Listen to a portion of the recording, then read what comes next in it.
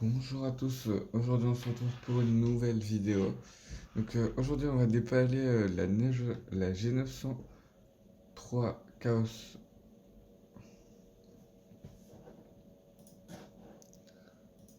Bonjour à tous, aujourd'hui on se retrouve pour une vidéo comparative entre la G903 Lightspeed et la G903 Chaos Spectrum. Du coup la G903 Chaos Spectrum était mon ancienne souris. Voici comment elle se présente. C'est une très bonne souris, je vous mettrai quelques images ensuite dans la vidéo, plus nettes et plus propres. Très bonne souris, je l'ai gardée 2 ans avant qu'elle me lâche dans les mains. Du coup, c'est le bouton ici hein, qui m'a lâché. Du coup, j'ai donc décidé de prendre son évolution puisque j'aimais son design. Du coup, elle a 12 000 de DPI pour la G900 Chaos Spectrum. Du coup, je vous montre la boîte. Voilà. Ça, c'est la G900.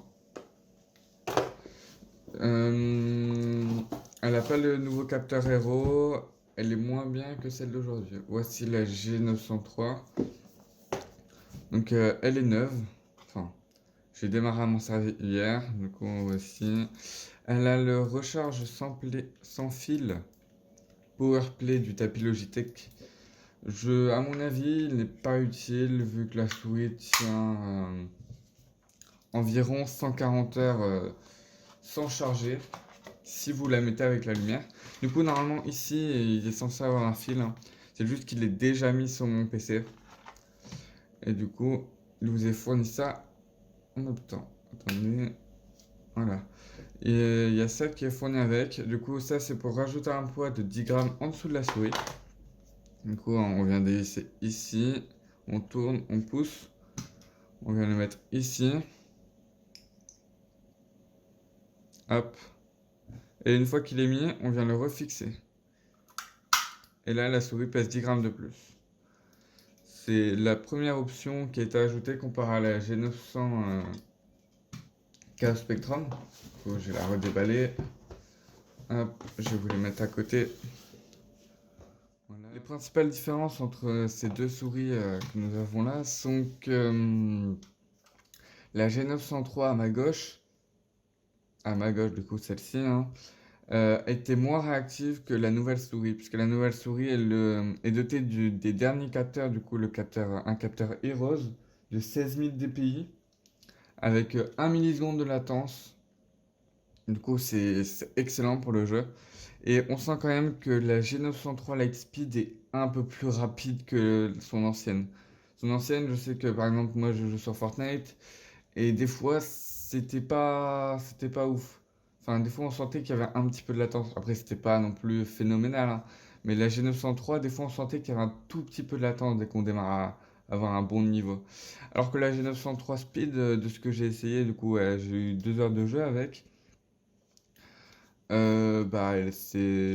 Ça tient bien, c'est solide, elle est pas trop légère, pas trop lourde. D'ailleurs, moi, si vous voulez savoir, je l'ai enlevé le poids de 10 grammes, puisque je suis habitué au poids de celle-ci. Du coup, j'ai enlevé le poids de 10 grammes. Euh, ouais, beaucoup plus rapide quand même. Du coup, elle dure 140 heures avec la lumière. Du coup, lumière ici. Hein, attendez, je peux l'allumer. Hop. Ici aussi, elle fait de la lumière. Hein. C'est exactement les mêmes à ce point-là. Juste, ils sont pas réglés pareil. Ici, ça marque en rouge parce qu'elle est déchargée. Celle-ci dure en moyenne, moi je savais que sur la fin, je la durais environ 20 heures. Du coup, j'ai cassé le bouton molette, que je n'ai pas la souris à droite est neuve, le bouton molette qu'on n'entend plus. Attendez, je vous fais écouter. Plus de bouton molette, et ce bouton-là ne répond plus. C'est tout. Après, en souris de bureau, elle fonctionne encore très bien, il n'y a aucun problème là-dessus. Et à droite, elle fonctionne parfaitement, hein, aucun problème. Tout ce qui est dans la boîte est bien mis. C'est du plug and play. Vous pouvez l'utiliser avec le logiciel. D'ailleurs, je vais vous montrer le logiciel juste après.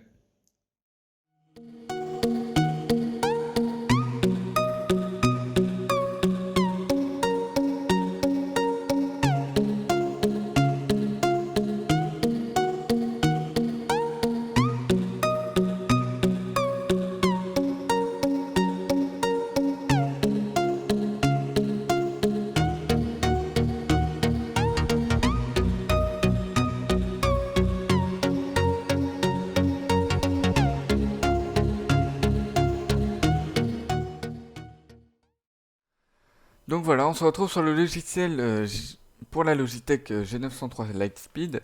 Du coup, on va démarrer la présentation. Donc, on peut changer les couleurs du logo et des boutons de DPI qui sont ici. Du coup, c'est l'affichage pour voir les DPI à laquelle nous sommes. Du coup, on peut, voilà, voici toutes les commandes qui sont possibles. On peut les programmer pour chaque bouton. Du coup, on peut aussi mettre des touches donc, spécifiques. Après, on peut mettre des actions. Donc, par exemple, Powerwolf pour TeamSpeak, Discord, du coup Discord, et OBS, donc activer, désactiver des choses. On peut ensuite créer des macros. Du coup, on va l'appeler comme ça. Du coup, on peut faire, je sais pas de répétition, etc. Du coup, elles sont très complètes. Donc, texte, emoji, action. C'est vraiment des choses très très complètes qui est proposé. Donc on va le supprimer. Du coup, on a aussi des touches pour le système, donc pour Windows, etc. Pour permettre par exemple de faire des contrôles C ou d'autres choses. Ensuite, on a le réglage de la sensibilité et des DPI de la souris. Du coup, on a le taux de rapport qui va de 125 à 1000. Du coup, la fréquence du laser. Et on a le nombre de DPI. Du coup, 16 000 qui est beaucoup trop élevé. Je conseille pour de la bureautique, mettez du 1300. Et pour du jeu, ça va dépendre de vous. Mais personnellement, je suis à 800. Et je suis très très bien à 800. Du coup, je vais vous laisser là. Je vais vous laisser quelques clips Fortnite. Du coup, ça a duré environ 1 minute. Du coup, n'oubliez pas de vous abonner, de lâcher un like, d'aller voir ma chaîne Twitch. Je suis en live tous les jours. Du coup, c'était Adax. Ciao tout le monde.